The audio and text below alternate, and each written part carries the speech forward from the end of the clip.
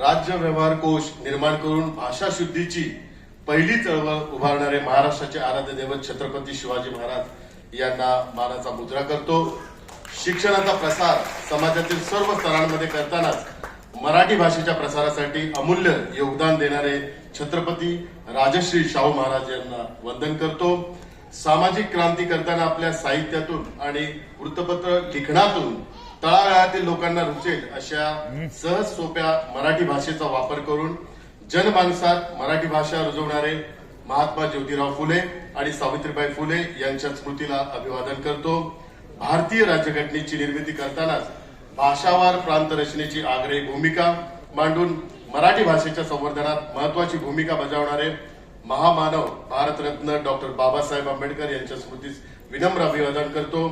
माझ्यासारख्या करोडो माणसांच्या मनात स्वाभिमान जागृत करून मराठी माणसांच्या हक्कासाठी आयुष्यभर परखड भूमिका घेणारे वंदनीय हिंदू हृदय सम्राट शिवसेना प्रमुख बाळासाहेब ठाकरे यांना वंदन करतो।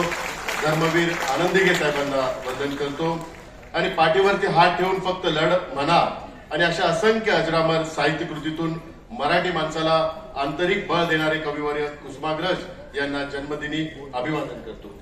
व्यासपीठावर उपस्थित या आपल्या शिवसेनेचे नेते आदरणीय गजानन कीर्तीकर साहेब, मराठी भाषेचे आणि उद्योग मंत्री आदरणीय उदय सामंत साहेब आणि या ठिकाणी आवर्जून कालच खऱ्या अर्थाने आम्ही त्यांना विनंती केली की ह्या कार्यक्रमाला आपण उपस्थित राहावं। ते अखिल भारतीय मराठी साहित्य संमेलनाचे अध्यक्ष पानिपतकार डॉक्टर विश्वास पाटील साहेब, या स्मृतीवर उपस्थित उपमहापौर संजय घाडी, आपल्या शिवसेना नेत्या मीनाताई, बीएसटीच्या अध्यक्ष कृष्णाताई, सुधार समितीच्या अध्यक्ष आमच्या जोशीताई, संध्या जोशीताई, शीतलताई, किरण महापौर, उपमहापौर संजय घाडी आणि आमचे मार्गदर्शक आदरणीय दगडूदादा सकपाळ, या ठिकाणी स्थानिक लोकाधिकार समिती आणि शिवसेनेचे सर्व पदाधिकारी, सर्वप्रथम आपल्या सर्वांना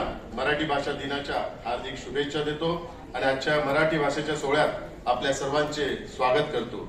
सुमारे 2500 वर्षाच्या आपल्या या मराठी भाषेला समृद्ध करण्यासाठी वेळोवेळी योगदान देणाऱ्या सर्व ज्ञात अज्ञात महापुरुषांना अभिवादन करतो। अखिल भारतीय मराठी साहित्य संमेलनाचे अध्यक्ष व्यासपीठावर असताना त्यांच्या समक्ष माझ्यासारख्या राजकारणात रमलेल्या इंजिनियरने मराठी भाषेचं मोठेपण मांडावं ही अशी अतिशय मोठी जबाबदारी माझ्या सर्व सहकाऱ्यांनी मला दिलेली आहे। परंतु मराठी भाषेचं मोठेपण म्हणतात ते हेच की या भाषेच्या एखाद्या प्रकांड पंडिताला ही भाषा जितकी आपलीशी वाटते तितकीच ती भाषा समाजातल्या प्रत्येकाला जवळची वाटते। मोठमोठ्या साहित्य कृतीतून अलंकार लिहून येणारी मराठी भाषा आमच्यासारख्या सामान्य जनांना देखील सहज सोपी आणि सुकर भासते। विष्णू वामन शिरवाडकर नावाच्या एका गंधर्वाने सुमारे 125 वर्षापूर्वी पुण्याच्या भूमीत मनुष्य जन्म घेतला आणि सुरुवातीच्या काळात पटकथा लेखक, अभिनेता म्हणून कारकिर्दीला सुरुवात करणाऱ्या विवा शिरवाडकरांनी पुढे अनेक वृत्तपत्रांच्या संपादक पद भूषवले।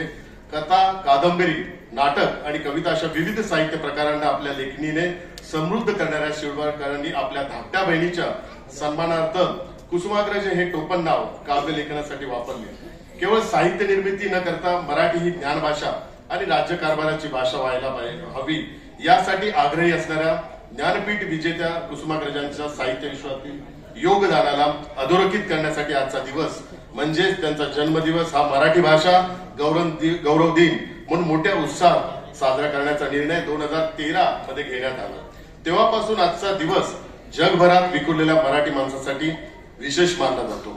मराठी भाषेच्या सेवेसाठी आपले संपूर्ण आयुष्य व्यतीत करणाऱ्या कविवर्य कुसुमाग्रजांचे स्वप्न 2024 मध्ये खऱ्या अर्थाने पूर्ण झाले। महाराष्ट्र सरकारच्या अथक प्रयत्नांची दखल घेऊन भारत सरकारने 3 ऑक्टोबर 2024 रोजी मराठी भाषेला अभिजात भाषेचा दर्जा बहाल केला आणि खऱ्या अर्थाने कुसुमाग्रजांना आदरांजली वाहिली। वास्तविक आदरणीय शिंदे साहेबांच्या नेतृत्वाखाली आणि आदरणीय आमचे उदय सामंत साहेब पण त्यावेळी होते, त्यांच्या नेतृत्वाखाली राज्य सरकारच्या काळात हा मराठी भाषेचा सन्मान करण्यात आला हे इथे आवर्जून नमूद करतो।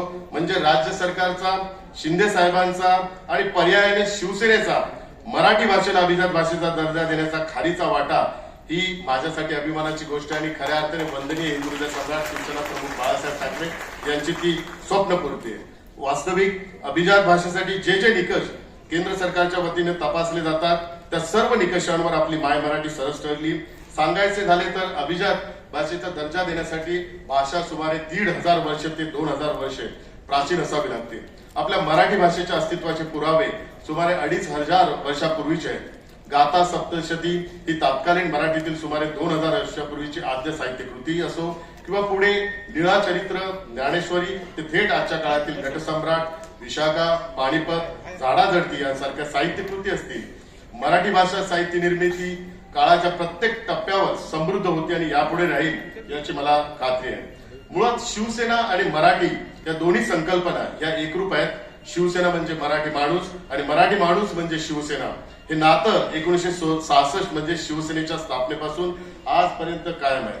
मराठी माणसाच्या अस्मितेवर, संस्कृतीवर, भाषेवर दादागिरी करणाऱ्या मुजोर नेत्यांना धडा शिकवण्यासाठी आणि पर्यायाने मराठी भाषेला, मराठी संस्कृतीला जिवंत ठेवण्यासाठी वंदनीय प्रबोधनकारांच्या साक्षीने जन्माला आलेल्या शिवसेनेने मराठी माणसासाठी दिलेले योगदान सर्वश्रुत आहे.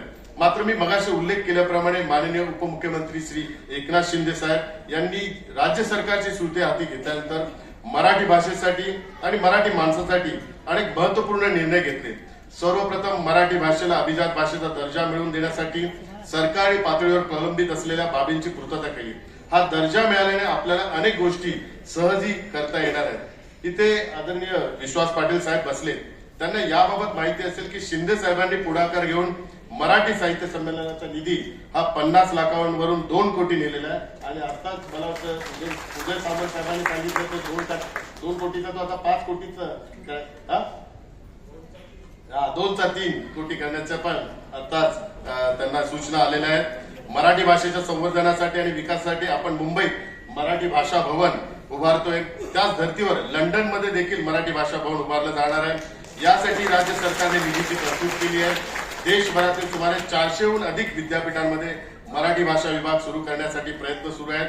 ठाण्यातील मराठी भाषा मॉडेल केंद्र असेल किंवा राज्यभरातील एसटी डेपोमध्ये वाचनालय सुरू करण्याचा निर्णय असेल, अशा विविध पातळ्यांवर मराठी भाषेच्या संवर्धनासाठी राज्य सरकार कसोशीने प्रयत्न करताना दिसत आहे. महाबळेश्वर जवळील भिलार प्रमाणेच राज्यात इतर ठिकाणी पुस्तकांचं गाव करण्याचा देखील प्रयत्न सुरू आहे. नुकत्याच पार पडलेल्या मुंबई महानगरपालिकेच्या निवडणुकांच्या वेळी शिवसेना भाजपा महायुतीने जो जाहीरनामा प्रसिद्ध केला आणि तो जाहीरनामा प्रसिद्ध करताना आदरणीय उदय सामंत पण त्या जाहीरनाम्यामध्ये करताना उपस्थित होते. त्यात देखील मराठी भाषेसाठी आणि मराठी माणसासाठी भविष्यात केल्या जाणाऱ्या योजनांची आपण वचन त्या मराठी माणसाला दिलेलं आहे. मराठी भाषेच्या संवर्धनासाठी मुंबई महानगरपालिकेत स्वतंत्र मराठी भाषा विभागाची आपण स्थापना करणार आहोत. मुंबईच्या प्रत्येक विभागात मराठी नाटक, संगीत, साहित्य, लोककला यासाठी सुसज्ज मराठी कला केंद्र आणि अभ्यासिका उभारणार आहोत. मराठी चित्रपटांसाठी स्वतंत्र मल्टीप्लेक्स, कारण मराठी चित्रपटांसाठी थिएटर मिळत नाही अशी नेहमी निर्मात्यांची खंत असते, तर त्याकरता स्वतंत्र मल्टीप्लेक्स निर्माण करण्याचा पण आपण निर्णय घेतलेला आहे. मराठी कलाकार आणि संस्थांना पालिकेतर्फे पाठबळ आपण देणार आहोत. मराठी तरुणांसाठी योजना, मुख्य म्हणजे माननीय शिंदे साहेबांनी मुख्यमंत्री श्री देवेंद्रजी फडणवीस साहेब यांच्या सहाय्याने मुंबईतील मराठी माणसाच्या हितासाठी पुढाकार घेतला. बीडीडी चाळ पुनर्विकास इथे मोठ्या प्रमाणात मराठी कुटुंब वास्तव्याला आहेत. कोळीवाडे गावठाण स्वतंत्र योजना, भूमिपुत्र मराठी माणसांना आपण न्याय देणार आहोत. मुंबईला पगडी मुक्त करण्यासाठी विशेष धोरण, पिढ्यानपिढ्या पगडी पद्धतीने राहणाऱ्या मराठी कुटुंबांना आपण दिलासा देणार आहोत. भोगवाटा प्रमाणपत्र नसलेल्या मुंबईतील इमारतींना भोगवाटा प्रमाणपत्र देण्याची विशेष योजना, यातून मराठी कुटुंबांना दिलासा देणार आहोत. झोपडपट्टी मुक्त मुंबई आणि मुंबई बाहेर गेलेल्या मराठी माणसाला मुंबईत पुन्हा आणण्यासाठी मुंबईत मोठ्या प्रमाणात परवडणाऱ्या घरांची निर्मिती, अशा अनेक योजना शिंदे साहेबांच्या पुढाकाराने राबवण्यात येत आहे. हे मी या ठिकाणी अभिमानाने नमूद करत आहे. आज ह्या ठिकाणी आपण हा कार्यक्रम करत आहोत तो पण खऱ्या अर्थाने एक योगायोग आहे. कारण मुंबईत आम्ही कित्येक नाट्यगृह ह्या कार्यक्रमाकरता बघत होतो, पण सगळ्याच ठिकाणी बुकिंग असल्या कारणामुळे मिळालं नाही. परंतु आज मला अभिमान वाटतो, कारण हा कार्यक्रम ह्या ठिकाणी होतोय. कारण हे एक ऐतिहासिक वास्तू आहे. या ठिकाणी खऱ्या अर्थाने 1935 पासून मराठी रंगभूमीची सेवा करणाऱ्या या वास्तूने अनेक मोठे कलाकार जवळून पाहिले आहेत. पण कालपरत्वे उचित बदल न केल्याने साहित्य संघात सध्या नाटकांचे प्रयोग होत नाहीत. अपुरी पार्किंग आणि इतर असुविधा यांच्यामध्ये अडकलेला मराठी रंगभूमीचा हा ठेवा जपण्याची गरज आहे. यासाठी राज्य शासनाने पुढाकार घ्यावा अशी विनंती मी आदरणीय उदय सामंत साहेबांना करतो आणि या वास्तूला तिचं गतवैभव प्राप्त करून देण्याची जबाबदारी आपल्या सर्वांची आहे असं मला वाटतं. आज या कार्यक्रमासाठी आवर्जून उपस्थित राहिलेले ज्येष्ठ साहित्यिक अखिल भारतीय साहित्य संमेलनाचे अध्यक्ष श्री विश्वास पाटील यांचे मी पुनश्च स्वागत करतो. तहसीलदार या पदावर काम करणारा अधिकारी, सतत शासकीय बैठका आणि सरकारी फायलिंगच्या गटांमध्ये अडकून पडलेल्या अधिकाऱ्यांचं मन इतकं सृजनशील कसं असू शकतं यावर खरं तर संशोधन करण्याची गरज आहे असं मला नेहमी वाटतं. प्रोफेशनल लाईफ मध्ये एवढी मोठी जबाबदारी सांभाळताना आणि सरकारी दस्तवेज कागदपत्र यांच्याशी रोजच युद्ध सुरू असल्यामुळे बहुतेक पाटील साहेबांना पानिपत लिहिता आली असेल. पण खरं सांगू का पाटील साहेब, तुम्ही पानिपतच्या युद्धाकडे बघण्याचा नवा दृष्टिकोन जगाला दिलात. पानिपत म्हणजे मराठ्यांचा पराभव, दुःख, अपयश हे जरी खरं असलं तरी पानिपत म्हणजे मराठ्यांचा शौर्याची शिकस्त, पानिपत आणि धाडसाचं प्रतीक हा दृष्टिकोन तुम्ही आम्हाला दिलात. त्यासाठी तुमचे आभार मानतो. तुमचा फार वेळ घेत नाही. आमच्या मराठी भाषा गौरव दिनाला कुसुमाग्रजांची एक कविता जी मला खूप आवडते तिच्या 2 ओळी सांगून माझं बोलणं मी संपवतो. ती कविता आहे कोलंबसचं गर्वगीत. त्यातला कोलंबस, त्याचे त्या काळचे मनसुबे, जागतिक राजकारण हे सगळं बाजूला ठेवून ती कविता वाचताना मला नेहमी आपला मराठी माणूस डोळ्यासमोर येतो. उधारलेल्या अथांग महासागराला उद्देशून कोलंबस म्हणतोय, हजार जीवा तुझ्या गरजू दे प्रतिध्वनीने, त्या समुद्रा डळमळू दे तारे, विराट वादळ हेलकावू दे पर्वत पाण्याचे, ढळू दे दिशा कोण सारे. म्हणजे तुझ्या या विशाल लाटांचा किती आवाज होऊ दे, नभातले तारे डळमू दे, आम्हाला वाट दिसेनाशी होऊ दे आणि या वादळाने पाण्याच्या पर्वता एवढ्या लाटा उचळू दे, सगळ्या दिशा दिसेनाशा होऊ दे. आणि याच कवितेत पुढे या वादळात अडकलेल्या जहाजासमोर येणाऱ्या अनेक संकटाचं वर्णन केलंय.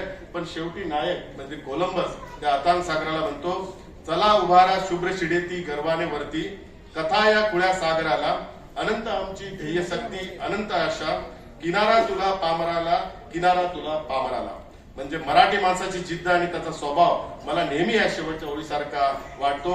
मराठी माणसाचा बाणा आणि त्याचा स्वाभिमान अबाधित ठेवण्यासाठी आपण सगळे मिळून काम करूया. पुन्हा एकदा तुम्हा सर्वांना मराठी भाषा गौरव दिनाच्या शुभेच्छा देतो. धन्यवाद. जय महाराष्ट्र.